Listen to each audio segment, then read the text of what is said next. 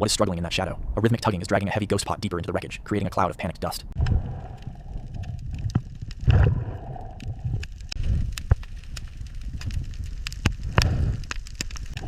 Look at that white scar. This is an old resident of the wreck. But today, a ghost trap has...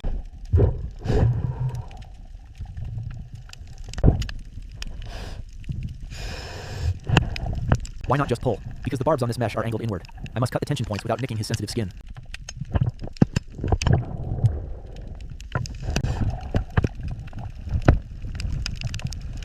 He's confused, not aggressive. The color flash is a survival reflex. Now for the main knot holding the trapdoor shut against his side.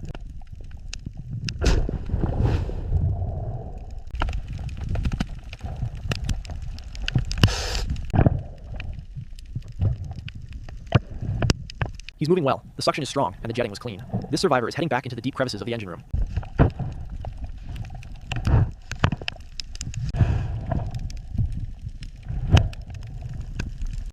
One life saved, but the wreck still holds many secrets. I'm moving toward the stern, with a light... Why is the wreck so silent here? Because the larger predators are still asleep, hidden in the shadows where the currents don't reach.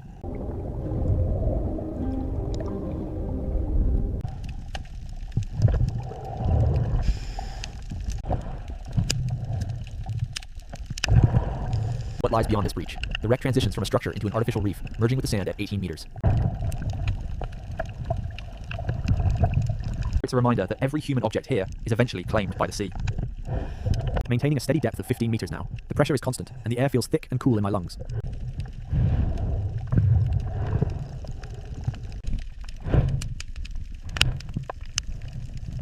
Did you know these sponges can live for over 2,000 years? They are the silent record keepers of the reef's health.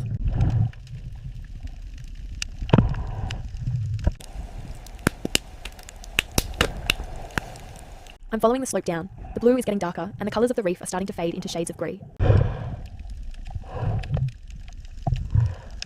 Look at these delicate fans. They grow perpendicular to the current to catch every passing bit of food in the water column.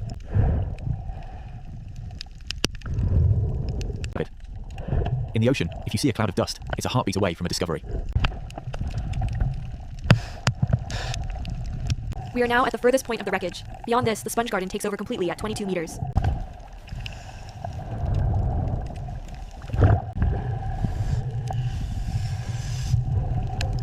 The light is fading here. I need to switch on the primary torch to reveal the true colors of the deep-dwelling species. The first rescue is behind us, and the day octopus is safe in his timber fortress. Now, the... Do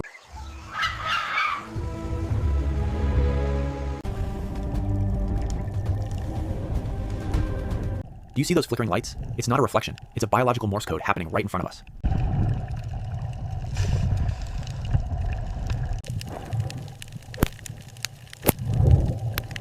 They use these lights to find tiny plankton in the pitch black. It's a searchlight that they can turn off if a predator gets too close. These fish are extremely sensitive to light pollution and water temperature changes. If the cave warms up, their bacterial light source could die.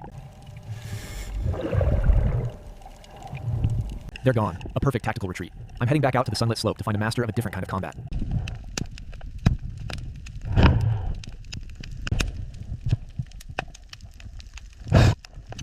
Look at those eyes. They can see polarized light and more colors than any human can imagine. They are tracking me right now.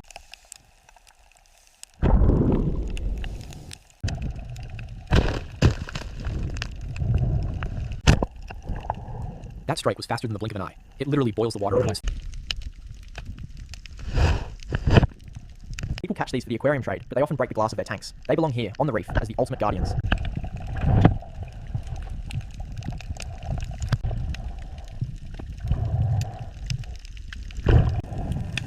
It looks like a dead leaf caught in the current, but it's a leaf scorpionfish. Can you hang on? Is it a leaf or a fish? This predator spends its entire life pretending to be debris so that small guppies swim right into its mouth.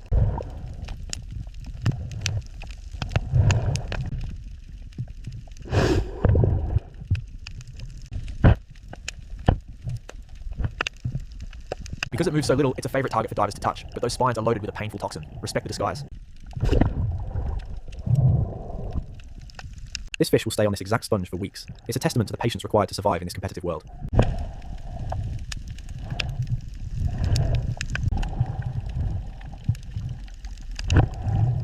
The sand here is very fine. One kick of my fins would create a cloud that could last for an hour. I must stay perfectly neutral.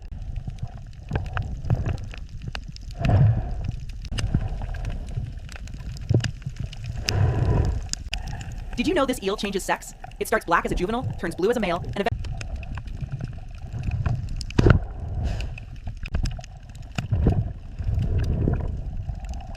These eels are fragile and rarely survive in captivity because they refuse to eat.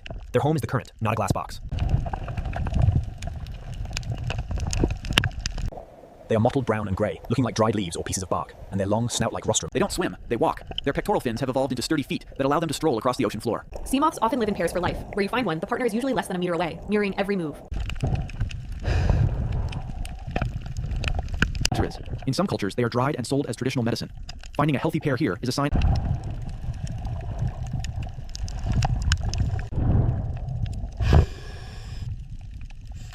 This is the bobbit worm's Below these tentacles lies a body that can reach 3 meters in length, hidden entirely underground. It's a nightmare from the deep. It waits for years in the same spot, ready to snap its scissor-like jaws with enough force to cut a fish in half.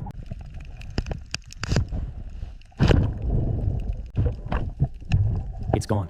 It dragged its prey deep into the earth to feed in the dark. Even monsters play a role. They are the apex predators of the muck, keeping the population of bottom dwellers in check.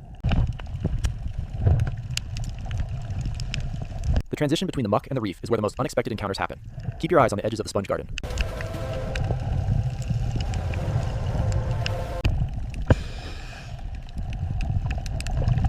Particles of organic matter drift by like snow. This marine snow is the foundation of the deep reef food chain.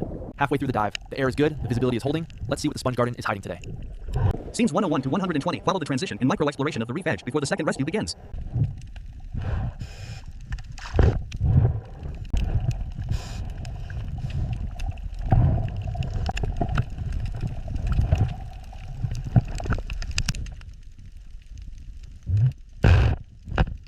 Look at him, he's trying to walk away using his fins, but the line is anchoring into the reef. He's exhausted. Easy now, I'm not a predator. The more he thrashes, the more the line cuts into the muscle. I need him to stay still.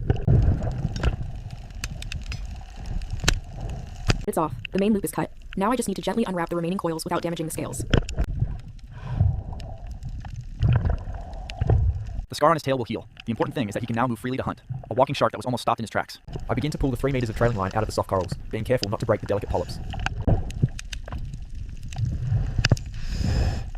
Second rescue done. 1 ghost pot, 1 fishing line, 2 lives that wouldn't have made it through the week without intervention. The pressure is easing. Every meter we rise, the colours of the reef become more vivid. Look at the red sponges. They finally look red again. This is the peace we are fighting to protect. Plenty of air for the final stretch of the journey. Why is this section so healthy? Because the current here is too strong for most trash to settle. Nature's own cleaning system. He's not threatening me, he's just curious. Moray eels have poor eyesight, but an incredible sense of smell. Moving up to 15 meters. The sun is dancing on the reef floor now, creating patterns of light and shadow.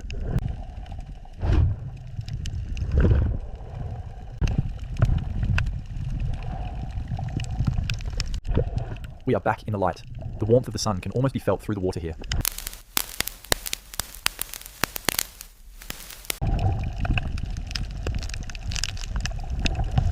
The safety stop is approaching, but there is still one more area of the reef to explore before we end the dive.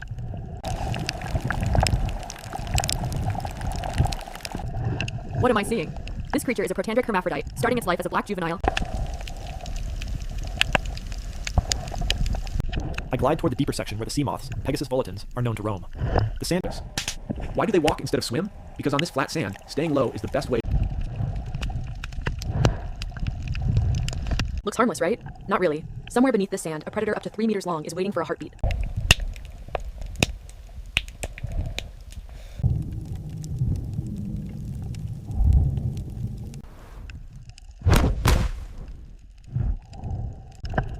The sand has swallowed its victim. Nature is rarely kind, but it is always efficient. Why am I heading back this way? To check on our friends from the rescue. Each piece of trash is a silent testament to a life saved today. What am I carrying? Who is this? A creature that normally dances at night, hiding from the harsh light of the morning. The sunlight is dancing on the coral heads now, creating a web of light that moves with the waves above. Look at the hull. It is no longer a boat. It is a fortress for the vulnerable. It once pushed this ship across the world, but now it serves as an anchor for life. He's back to business. The reef doesn't wait for anyone, not even a survivor. The guardians of the upper wreck. They watch every move we make. How long has this been here? Long enough for the ocean to turn iron into a garden. I notice a small... Is there anything left to find? Always. The wreck is a maze that changes every time the tide turns. The air is getting sweeter as the pressure drops. We are almost home. Look at that movement. It's moving to a new crevice before the tide changes. The dive is winding down, but the ocean's message is just getting started. Why do we wait at 5 meters? To let the nitrogen leave our bodies safely. It is the most important part of the journey. 3 minutes of silence. 3 minutes to reflect on everything we've seen. What did we accomplish today? We left the ocean a little better than we found it. The nomads of the sea. They are just passing through, while the wreck dwellers stay to build their kingdom. The god rays are at their peak. It feels like standing in an underwater cathedral. Who are you looking at? This fish is as curious about me as I am about him. 1 minute left. The ocean is giving us a quiet farewell. Our gateway back to the world of air. But part of me always wants to stay down here. Why is conservation so hard? Because most people don't see what we see. It's time, but let's take 10 more seconds, just 10 more seconds of this perfect blue. Slow and steady. The last 4 meters are the most critical for the lungs. Look at the surface. It's a living barrier. We belong above it, but our hearts belong below it. We saved 2 today. Tomorrow, we'll try to save 3. The mission is over. The documentation is complete. But the ocean's story never ends. Don't just watch, act. Every piece of plastic you pick up is a life saved. It's a vast, blue world, and it's the only one we have. Thank you for letting us in. Thank you for showing us your secrets. The light that feeds the reef. The light that guides us home. Join us next time as we dive deeper into the shadows of the wreck. I think about the torchlight fish. I recall the blinking lights of the torchlight fish, the searchlights of the deep. They are still down. I remember the strike of the mantis shrimp, the fastest punch in the ocean, a warrior in a coat of many colors. The art of being invisible, a master of patience and disguise. Its survival depends on its ability. A ribbon of life in a desert of sand. A change of color, a change of soul. A partnership that lasts a lifetime. In the vastness of the sea, they are never alone. The terror beneath our feet. A reminder to always watch where we step. A survivor's mark. A reminder that our rack leaves a lasting impression. That scar will stay.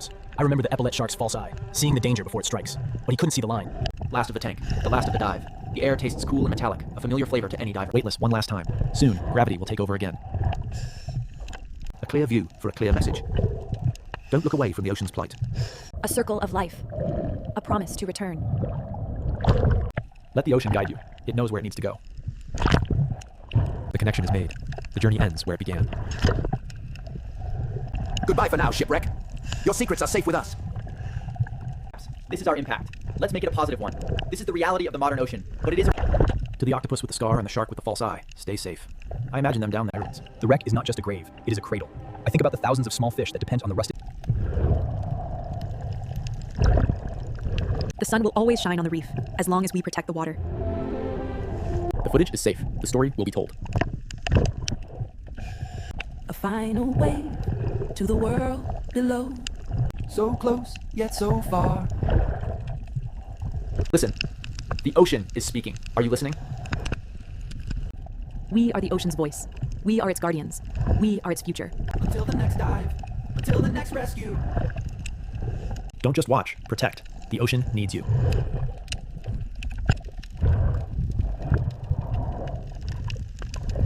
Stay blue, friends. Stay blue.